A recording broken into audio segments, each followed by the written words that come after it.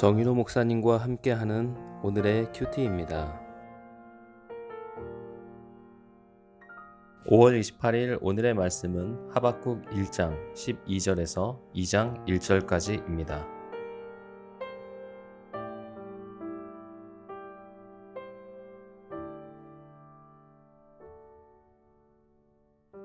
선지자가 이르되 여호와 나의 하나님 나의 거룩한 이시여 주께서는 만세 전부터 계시지 아니하시니이까 우리가 사망에 이르지 아니하리이다. 여호와여 주께서 심판하기 위하여 그들을 두셨나이다. 반석이시여 주께서 경계하기 위하여 그들을 세우셨나이다. 주께서는 눈이 정결하심으로 악을 참아 보지 못하시며 패역을 참아 보지 못하시거늘 어찌하여 거짓된 자들을 방관하시며 악인이 자기보다 의로운 사람을 삼키는데도 잠잠하시나이까. 주께서 어찌하여 사람을 바다의 고기 같게 하시며 다스리는 자 없는 벌레 같게 하시나이까. 그가 낚시로 모두 낚으며 그물로 잡으며 투망으로 모으고 그리고는 기뻐하고 즐거워하여 그물에 제사하며 투망 앞에 분향하오니 이는 그것을 힘입어 소득이 풍부하고 먹을 것이 풍성하게 됨이니이다. 그가 그물을 떨고는 계속하여 여러 나라를 무자비하게 멸망시키는 것이 옳으니이까. 내가 내 파수하는 곳에 서며 성루에 서리라. 그가 내게 무엇이라 말씀하실는지 기다리고 바라보며 나의 질문에 대하여 어떻게 대답하실는지 보리라 하였더니. 아멘. 오늘 말씀의 제목은 하나님의 지혜의 신비성입니다. 하박국 1장 후반부에서는 하박국 선지자의 첫 번째 질문에 대한 하나님의 대답을 듣고 이로 인해 일어나는 하박국 선지자의 두 번째 질문이 다루어집니다. 첫 번째 질문은 어느 때까지리까로 시작했습니다. 두 번째 질문은 주께서는 만세 전부터 계시지 아니하시니까로 시작합니다. 12절 말씀입니다. 선지자가 이르되 여호와 나의 하나님 나의 거룩한 이시여 주께서는 만세 전부터 계시지 아니하시니까 우리가 사망에 이르지 아니하리이다. 여호와여 주께서 심판하기 위하여 그들을 두셨나이다. 반석이시여 주께서 경계하기 위하여 그들을 세우셨나이다. 하나님은 바벨론 사람들을 유다를 심판하는 도구로 정하셨습니다. 그들은 주께서 심판하기 위하여 경계하기 위하여 세우신 자들입니다. 이것이 하박국에게 두 번째 질문을 하게 만들었습니다. 왜냐하면 하나님께서 그렇게 악한 나라를 쓰시는 것이 그의 절대적 거룩하심과 어떻게 조화될 수 있느냐는 것이었습니다. 그래서 그는 하나님을 부를 때 나의 거룩한 이시여 라고 부르고 있습니다. 첫 번째로 우리가 하나님의 하시는 일의 신비성을 봅니다. 13절입니다. 주께서 눈이 정결하심으로 악을 참아 보지 못하시며 패역을 참아 보지 못하시거늘 어찌하여 거짓된 자들을 방관하시며 악인이 자기보다 의로운 사람을 삼키는데도 잠잠하시나이까. 하박국 선지자는 이 말을 통해 마음의 당혹감과 그 결과로 오는 비통함을 표현하고 있습니다. 그는 백성들 사이에 널리 퍼져 있는 죄를 슬퍼했습니다. 그리고 의로운 자를 위해 주님께서 신원해 주시도록 호소했습니다. 그러나 하나님의 반응은 그를 비통하게 했습니다. 하나님의 징벌이 자기 백성에게 임하는 것은 이해할 수 있는 일이었습니다. 그러나 더 흉포한 자들이 그 땅을 유린하고 자기 백성을 포로로 사로잡아 간다는 것은 그를 당혹스럽게 하고 혼란스럽게 하였습니다. 더구나 비록 소수이기는 했지만 그 땅에는 이방인들보다 훨씬 의로운 사람들이 살고 있었습니다. 그런데 어찌 의인이 그들보다 더 추악하고 불법에 가득 찬 이방인의 손에 의해 고통을 받아야 하는지 이해하기 힘들었습니다. 하박국 선지자가 생각하기에 이것은 거룩하신 하나님의 성품과 도저히 일치될 수 없는 일이었습니다.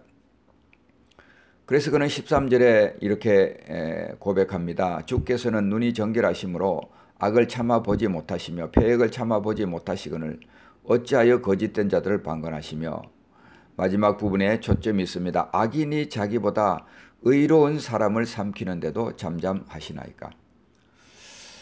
하나님께서 행하시는 일에는 신비성이 있습니다. 우리가 하나님의 역사를 생각할 때 우리의 이성으로 풀 수 없는 어려운 문제들이 우리를 당혹하게 합니다.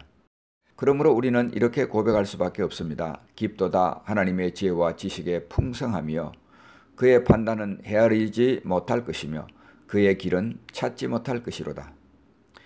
주의 길이 바다에 있었고 주의 곧은 길이 큰 물에 있었으나 주의 발자취를 알 수 없었나이다.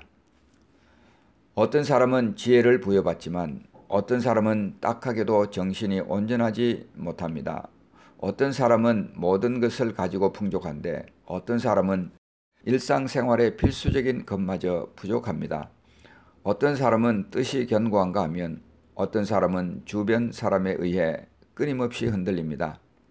우리는 산모가 아기를 출산하자마자 죽는 것을 봅니다. 또 젊고 아름다운 여성이 햇빛을 보지 못하고 침묵의 죽음을 맞이하는 것을 듣게 됩니다.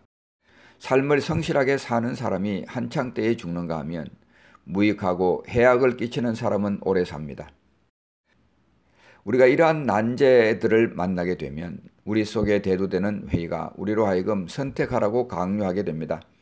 하나님의 지혜롭고 사랑스러운 통치라고 받아들일 것인가? 아니면 무관심이나 사실상 무신론자로 하나님에게서 돌아설 것인가?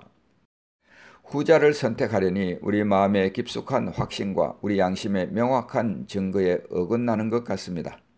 그렇다면 이럴 때에 우리가 취해야 할 마땅한 삶의 자세는 무엇일까요? 자, 이러한 난제와 문제에 연관해서 우리가 취해야 될 삶의 마땅한 자세는 하박국 선지자를 통해서 살펴볼 수 있습니다. 첫째는 기도하는 자세입니다. 하박국 선지자는 그에게 다가오는 모든 두려움, 난감함, 실망, 의심과 당혹감을 기도로 하나님께 가지고 나아갔습니다. 그것이 오늘 13절부터 15절까지 자세히 기록되고 있습니다. 우리가 기도할 때에 보이지 않던 길이 종종 빛이 비추임을 받게 됩니다. 시편 73편 16절부터 17절까지입니다.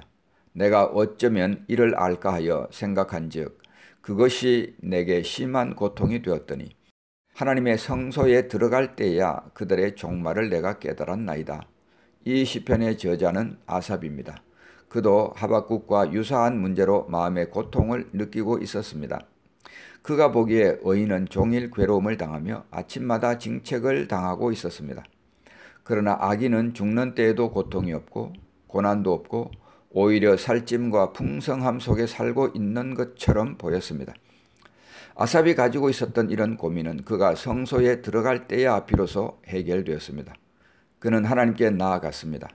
그는 하나님께서 이 문제를 명확하게 알게 해주시도록 기도했습니다. 그 결과 그는 악인들의 비참한 최후를 깨닫게 되었습니다. 오늘 그 시편 73편 말씀에 성소에 들어갈 때야 그들의 종말을 내가 깨달았나이다라고 고백합니다. 시편 25편 14절은 이렇게 말합니다. 여호와의 친밀하심이 그를 경외하는 자들에게 있으며 그의 언약을 그들에게 보이시리로다. 기도하는 자는 보게 됩니다. 기도하는 자는 하나님으로부터 듣게 됩니다. 하박국 선지자에게서 볼 수 있는 두 번째 자세는 기대하는 자세입니다. 2장 1절에 기록하고 있습니다. 내가 내 파수하는 곳에 서며 성루에 서리라. 그가 내게 무엇이라 말씀하실는지 기다리고 바라보며 나의 질문에 대하여 어떻게 대답하실는지 보리라 하였더니 우리는 주님을 기다리고 바라봐야 합니다. 기다림과 인내, 이러한 단어들은 우리가 싫어하는 말들입니다. 그러나 하나님은 기다리는 자의 편이십니다. 하박국 선지자는 내가 내 파수하는 곳에 서며 성루에 서리라고 했습니다. 하늘이 베풀어 주시는 많은 도움은 우리가 성루에 서서 기다리지 않기 때문에 우리를 그냥 지나가고 맙니다. 우리는 그 도움이 들어올 수 있도록 마음의 문을 활짝 열고 그것이 접근해 오는 징후를 멀리서라도 잡아낼 수 있어야 합니다. 이사야 30장 18절은 이렇게 말합니다. 그러나 여호와께서 기다리시나니 이는 너희에게 은혜를 베풀려 하시며 일어나시리니 이는 너희를 긍휼히 여기려 하심이라. 대저 여호와는 정의의 하나님이심이라. 그를 기다리는 자마다 복이 있도다. 기다리는 자는 복이 있습니다. 왜냐하면 하나님이 일하시기 때문입니다. 왜냐하면 하나님은 정의의 하나님이시기 때문입니다. 하나님은 은혜를 베풀기 위해서, 긍휼히 여기기 위해서 지금도 기다리고 계십니다. 하박국 선지자에게서 볼 수 있는 세 번째 자세는 신뢰하는 자세입니다. 12절 말씀 다시 봅니다. 선지자가 이르되 여호와 나의 하나님, 나의 거룩하신 이시여, 주께서는 만세 전부터 계시지 아니하시니까 우리가 사망에 이르지 아니하리이다.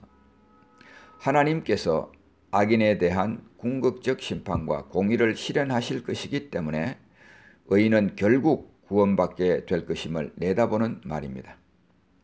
하나님의 의가 완전하게 나타나는 것은 과정에 있지 않고 결과에 있습니다. 그 결과를 보려면 우리는 기다려야 합니다. 그리고 그 기다림이 고통이 되지 않게 하려면 하나님의 선하심과 사랑을 신뢰해야 합니다. 하나님의 경제학은 어떤 손실이든 그 손실에 상응하는 이득을 줍니다. 모든 눈물은 이자를 낳습니다. 하나님은 실수하지 않으십니다. 하나님은 더 큰 그림을 보고 계십니다. 하나님은 모든 것이 합력하여 선을 이루게 하십니다. 문제는 우리가 세월을 내다보며 그 이익을 보지 못한다는 데 있습니다. 우리는 앞을 내다보며 지금 현재 여기서 그 눈물의 이득을 붙들지 못합니다. 그것이 얼마나 멀리 있든 간에 분명히 거기에 있습니다.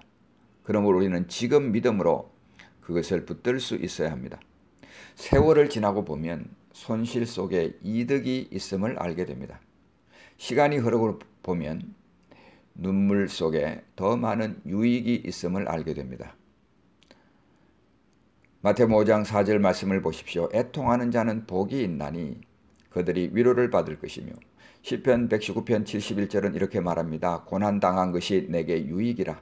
이로 말미암아 내가 주의 율례들을 배우게 되었나이다. 로마서 5장 3절 5절 말씀입니다. 다만 이뿐 아니라 우리가 환난 중에도 즐거워하나니 이는 환난은 인내를, 인내는 연단을, 연단은 소망을 이루는 줄 알미로다. 소망이 우리를 부끄럽게 하지 아니함은 우리에게 주신 성령으로 말미암아 하나님의 사랑이 우리 마음에 부음바 됨이니.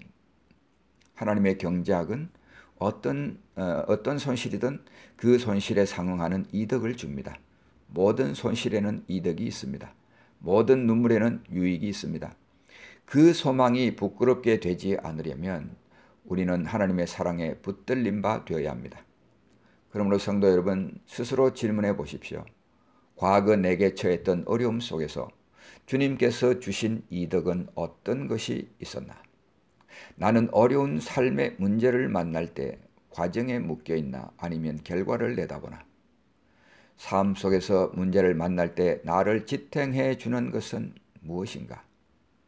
나에게는 하나님께서 말씀해 주실 수 있는 여호와의 친밀함이 유지되고 있나? 하나님의 행하시는 일은 신비합니다. 난해한 문제와 연관해서 우리가 취해야 할 삶에 마땅한 자세는 기도하는 자세입니다. 하나님의 음성에 귀를 기울여야 합니다. 기대하는 자세입니다. 기다리는 자는 복이 있습니다. 신뢰하는 자세입니다. 하나님은 실수하지 않으십니다. 사랑하는 성도 여러분, 삶 속에서 난해한 문제들을 만날 때마다 하나님의 경제학은 어떤 손실이든 그 손실에 상응하는 이득을 준다는 사실을 굳게 붙들고 과정에 눈을 두지 말고 믿음으로 하나님께서 주실 결과를 내다보며 지금 현재 여기서 소망찬 삶을 살아가실 수 있기를 우리 주님의 이름으로 축복합니다. 기도하겠습니다. 하나님 아버지, 오늘 우리가 하박국 선지자의 질문, 두 번째 질문에 대한 하나님의 대답을 살펴보았습니다. 하나님 아버지, 하나님은 신실하신 분이십니다.